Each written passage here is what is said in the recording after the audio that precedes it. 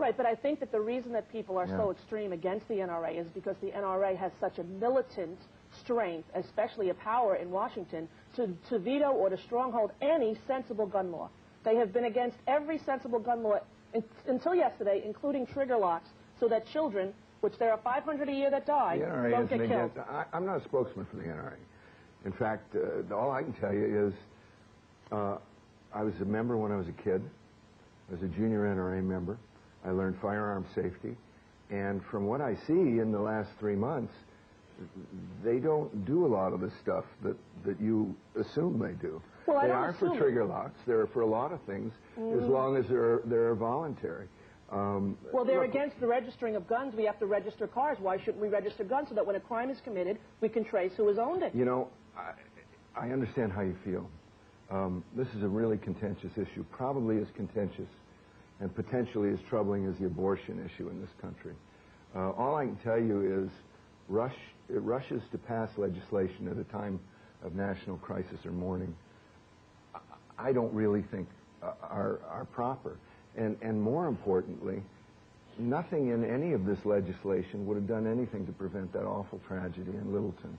What I see in the work I've done with kids is a troubling direction in our culture, and where I see consensus, which is what I think we ought to concentrate on in our culture, is, look, nobody argues anymore whether they're conservatives or liberal, whether our society is going in the wrong direction. They may argue trying to quantify how far it's gone wrong or why it's gone that far wrong, whether it's guns or television or the internet or whatever. But there's consensus saying, look, something's happened. Guns were much more accessible 40 years ago. A kid could walk into a pawn shop or a hardware store and buy a high-capacity magazine weapon that could kill a lot of people, and they didn't do it. The question we ought to be asking is, look, suicide is a tragedy, and it's a horrible thing, but 30 or 40 years ago, particularly men and even young men, when they were suicidal, they went and unfortunately blew their brains out. In today's world, someone who is suicidal sits home, nurses their grievance, develops a rage, and is just as suicidal, but they take 20 people with them. There's something changed in our culture. That's not a simple... But you can't say that guns don't bear a responsibility. If the makers of the Tech-9 assault rifle, why would the NRA be against assault rifles? This is a gun that can shoot 5 bullets in a second. This is the gun that those boys brought into the school.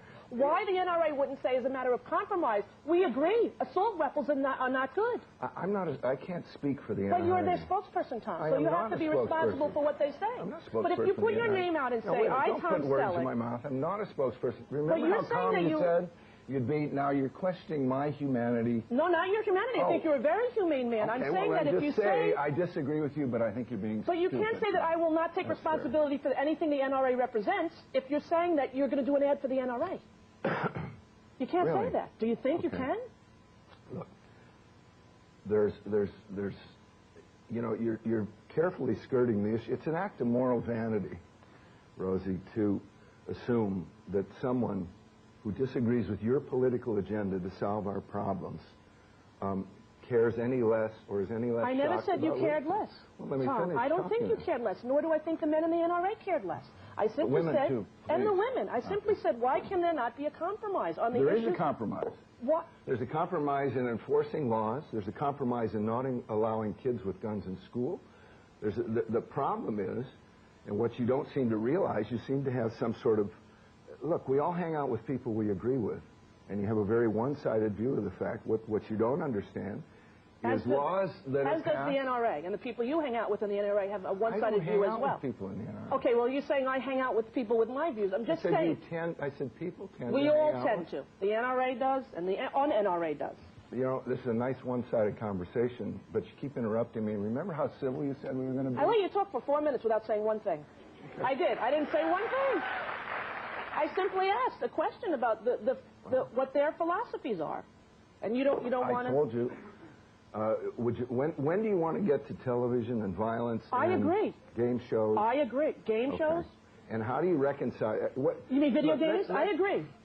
Please let me finish. Let me just say one thing. What you're really talking about, and at least what I'm talking about, is, are we a responsible enough society in terms of television, in terms of guns, in terms of everything else, to be this free. That should frame the debate. My answer, unfortunately, in this culture is probably not, but I'm going to go down with the civil liberties ship in all the Bill of Rights and apply them equally. That's the way I feel. You can ask me specific questions about anything, but it's simply stupid political rhetoric. Well, it's not stupid political rhetoric. He also has freedom of speech, but you're not allowed to scream fire in a crowded movie theater because it threatens the safety of other people. Assault weapons threaten the safety of other people. There's no reason, in my opinion, to have them. You want to have a hunting rifle? Great. You want to have a handgun? Do you really think the Second Amendment is in the Constitution to guarantee hunting and target shooting? Do you really think that's what the Founding Fathers I think the Second Amendment is in the Constitution so that we can have muskets when the British people come over in 1800. I don't think it's in the Constitution to have assault weapons in the year 2000. But I'm wrong, I guess. This is the problem. Here's what happens. The people with opposing views, there is no compromise because you feel attacked, I feel attacked. You feel misunderstood. I haven't attacked you. Well, I think that in a different... I've disagreed with you. And I've disagreed with you as well.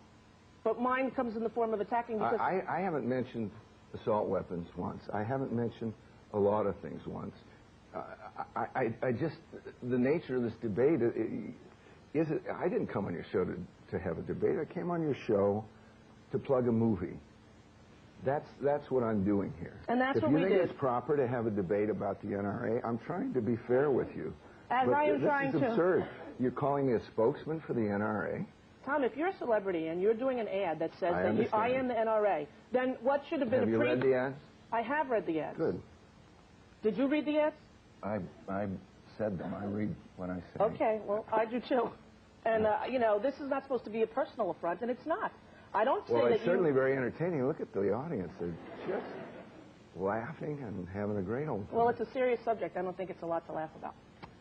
No, that's fine. All right. Well, this has not gone the way that I had hoped that it had gone. But I would like to thank you for appearing anyway, knowing that we do have differing views. I was happy that you decided to come on the show. And if you feel insulted by my questions, I apologize because it was not a personal attack. I was meant to bring up the subject as it is in the consciousness of so many today.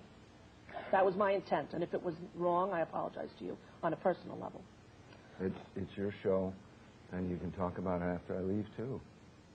Well, I thought I would give you an opportunity to discuss your side of it, which is what I hoped that I did, and if it was wrong, then I'm sorry for that. All right, obviously, it didn't do much good. But The Love Letter is a great movie with Kate Capshaw, Tom and Ellen DeGeneres. That is the reason you're here, and I thank you for coming to talk about it. It opens on Friday. Tom Selleck, we'll be right back with Jake Lloyd.